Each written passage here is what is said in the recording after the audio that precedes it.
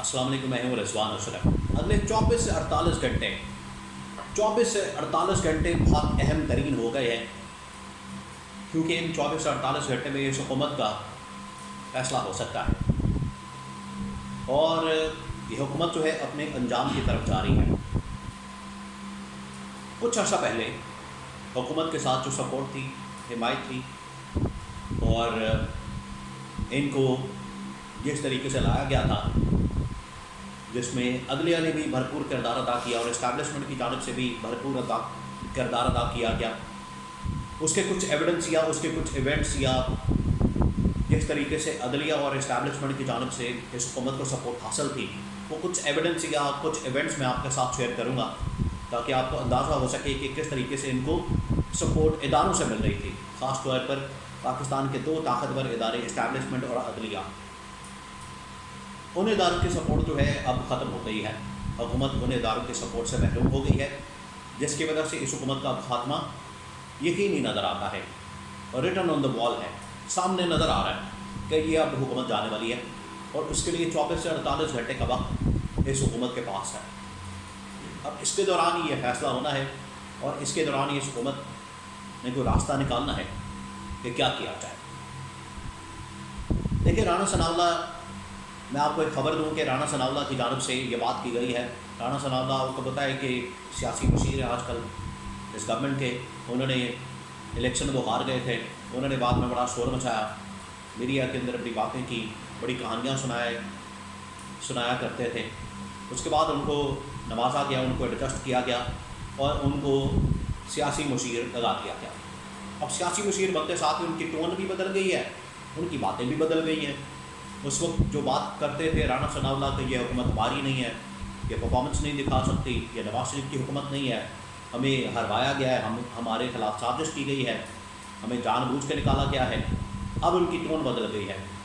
अब वो कहते हैं कि इस हुकूमत के इस्तेहकाम के लिए, इस हुकूमत के बचाव के लिए, इस हुकूमत को आगे बढ़ाने के लिए ज़रूरी है कि जो ऐवान सदर है या सदर आसिफ अली जरदारी है वो कोई किरदार अदा करें और out of the court settlement कोई की जाए, कोई मुकमका किया जाए, कोई लेन देन की जाए, कोई डील की जाए, कोई बैठ कर मामला तय किए जाए ताकि ये हुकूमत भी चल सके और चीज़ें भी आगे बढ़ सकें और इनकी जो अयाशियाँ, इनकी जो मौज मस्तियाँ वो जारी और सारी रह सके। ये राना सनाउल्लाह की जानिब से ऑफ़र की गई है। अब ये किसको कहा गया? राना सनाउल्लाह की जानिब से असल में कहा गया है अदलिया और इस्टेब्लिशमेंट को। अदलिया और इस्टेब्लिशमेंट इस वक्त आमने सामने आ चुके हैं और हुकूमत को पता लग गया है कि ये जो इस वक्त लड़ाई शुरू हो चुकी है अदलिया और इस्टेब्लिशमेंट की, ये बड़ी ख़तरनाक और खौफनाक है और ये 2 हाथियों की लड़ाई है, इसके अंदर हम भी मारे जा सकते हैं। ये हुकूमत को इस बात का अंदाज़ा हो चुका है। लेकिन पहले मैं आपको बता दूं कि ये जो इनकी आपस की लड़ाई हो रही है, इसमें हुकूमत जो है वो किस तरह से इनकी हिमायत और सपोर्ट से महरूम हो चुकी है। पहले मैं आपको अदलिया का बता दूं कि अदलिया ने किस तरह से इनको मैनेज किया, अदलिया ने किस तरह से इनको रास्ता फराहम किया या किस तरह से इनको इक़्तिदार पर लाने के लिए वो चीज़ें और माहौल फराहम किया जो उस वक्त की रिक्वायरमेंट थी। आपको पता है सबसे बड़ा जो मसला होता है इलेक्शन के अंदर और इलेक्शन से पहले, इलेक्शन के अंदर, इलेक्शन होने तक, वो ये होता है कि आपका ओपोनेंट कौन है, आपका मुखालिफ कौन है, उसको आपने किस तरह से मैनेज करना है। नून लीग और पीपल्स पार्टी को हमेशा से सपोर्ट फराहम थी इनके लिए जो इनके कैंडिडेट्स थे वो भी मंदरियाम पर आ रहे थे, अपना जलसे जुलूस कर रहे थे, इनके कागजात नामजदगी बड़ी आसानी के साथ जमा हो रहे थे, सारा कुछ इनके लिए प्रोसेस जो है बड़ा स्मूथ जा रहा था और इंतज़ामिया की भी इनको भरपूर किस्म की सपोर्ट और हिमायत थी। और ये आपको पता है पूरे पाकिस्तान के अंदर दंदनाते फिर रहे थे नून लीग और पीपल्स पार्टी वाले। और पीटीआई जो इनकी मुखालिफ है उनको किस तरह से रास्ते से हटाया गया, उनसे बल्ले का निशान ले लिया गया, उनके कैंडिडेट्स, उनके कागजात नामजदगी जमा नहीं होने देते थे, वो उठा लिए जाते थे, इनको जलसे जुलूस करने की इजाज़त नहीं थी। यानी कि अदलिया की तरफ से यहाँ पर इनको बल्ले के निशान से महरूम किया गया। फिर जब भी ये अदलिया के अंदर जाते थे वहाँ से इनको कोई किसी किस्म की रिलीफ नहीं मिलता था। इंतज़ामिया जो है इनको जलसे जुलूस नहीं करने देती थी पीटीआई वालों को। और ये किसकी मुखालिफ है? नून लीग और पीपल्स पार्टी की। اور عدلیہ اس میں کیا کر رہی ہے؟ مینج کر رہی ہے چیزوں کو. عمران خان نون لیگ اور پیپلز پارٹی کے حق میں، عمران خان کے خلاف، اور ان کے لیے راستہ ہموار کیا جا رہا ہے نون لیگ اور پیپلز پارٹی کے لیے جو آج گورنمنٹ کے اندر ہیں لیکن اب عدلیہ اور اسٹیبلشمنٹ کی حمایت سے محروم ہو چکے ہیں.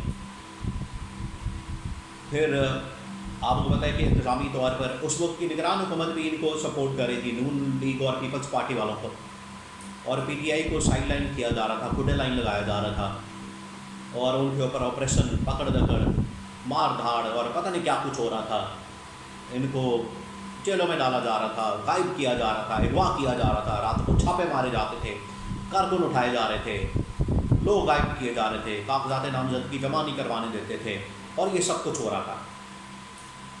اور اس کی ایویڈنس موجود ہے واضح طور پر ہر جگہ کی ویڈیوز، میڈیا ساروں نے کور کیا ہوا ہے. تو یہ وہ پیچھے کہانی ہے جو سپورٹ نون لیگ اور پیپلز پارٹی کو ملی ہوئی تھی، آج ختم ہو چکی ہے.